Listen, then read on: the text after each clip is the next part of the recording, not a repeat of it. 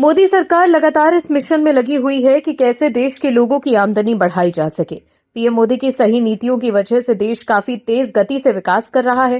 PM Modi के मजबूत फैसलों की वजह से भारत की अर्थव्यवस्था दुनिया की सबसे तेजी से बढ़ती हुई प्रमुख अर्थव्यवस्थाओं में से एक है, जो वर्तमान में जीडीपी के हिसाब से चौथी सबसे बड़ी अर्थव्यवस्था है और 2030 तक तीसरी सबसे बड़ी अर्थव्यवस्था बनने का इसका अनुमान है, जिसका मुख्य कारण सेवा क्षेत्र, मजबूत घरेलू मांग, बुनियादी ढांचे में निवेश और डिजिटलीकरण है।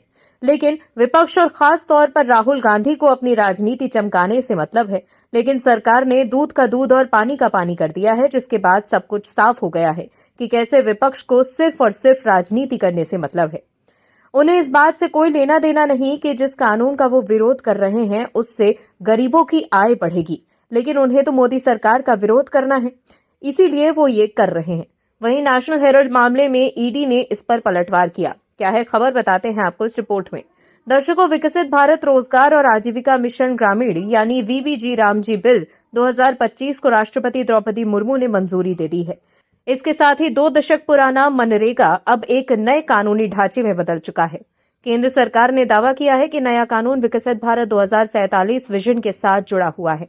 बीजेपी सरकार के द्वारा लाए गए नए बिल तहत ग्रामीण परिवारों के लिए एक फाइनेंशियल साल में कानूनी रोजगार गारंटी को 100 दिन से बढ़ाकर 125 दिन करना सबसे बड़े बदलावों में से एक है। वहीं दूसरी तरफ इसके नोटिफिकेशन के बाद से ही विपक्ष लगातार नए बिल का विरोध कर रहा है।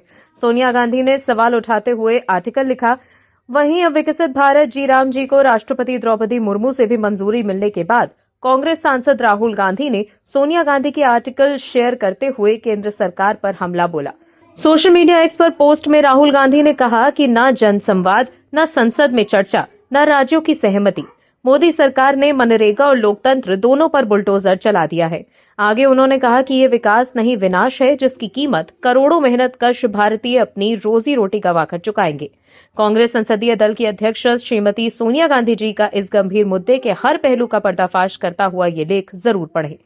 आपको बता दें, कांग्रेस संसदीय दल की अध्यक्ष सोनिया गांधी अंग्रेजी अखबार द हिंदू में लिखती हैं, पिछले कुछ दिनों में नरेंद्र मोदी सरकार ने बिना किसी चर्चा, सलाह मशवरे या संसदीय प्रक्रियाओं या केंद्र राज्य संबंधों का सम्मान किए बिना मनरेगा को खत्म करने की कोशिश की। महात्मा गांधी का नाम हटाना तो बस शुरुआत थी। मनरेगा का पूरा ढांचा जो इसके असर के लिए बहुत जरूरी था, उसे खत्म कर दिया गया है। इसके अलावा भी सोनिया गांधी ने बहुत कुछ लिखा है। वहीं केंद्रीय कृषि एवं किसान कल्याण मंत्री शिवराज सिंह चौहान ने विपक्षी नेताओं की आलोचना की।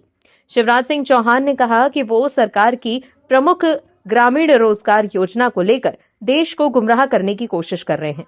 सोशल मीडिया प्लेटफॉर्म पर पोस्ट किए गए एक वीडियो संदेश में उन्होंने कहा कि मनरेगा के नाम पर गलत जानकारी फैलाकर देश को गुमराह करने की कोशिश की जा रही है। केंद्रीय मंत्री ने कहा कि सच तो ये है कि विकसित भारत ग्राम योजना मनरेगा से एक कदम आगे है। अब मजदूरों को सिर्फ 100 दिन नहीं बल्कि 125 दिन के रोजगार की कानूनी गारंटी मिलेगी। बेरोजगारी भत्ते के प्रावधानों को मजबूत किया गया है और अगर मजदूरी में देरी होती है तो अतिरिक्त मुआवजा भी दिया जाएगा। दर्शकों, इस नए कानून के जरिए अब गरीबों को 100 दिन की जगह 125 दिन के रोजगार की कानूनी गारंटी मिलेगी, लेकिन फिर भी राहुल गांधी निशाना साध रहे हैं। वहीं दूसरी तरफ नेशनल हेराल्ड केस से जुड़े मनी लॉन्ड्रिंग मामले में सोनिया गांधी, राहुल गांधी और अन्य को राहत देने वाले ट्रायल कोर्ट के फैसले को ईडी ने दिल्ली हाई कोर्ट में चुनौती दी। ईडी ने ट्रायल कोर्ट के फैसले के खिलाफ अपील दाखिल की है, जिसमें कहा गया है कि मनी लॉन्ड्रिंग का कोई आधार नहीं बनता।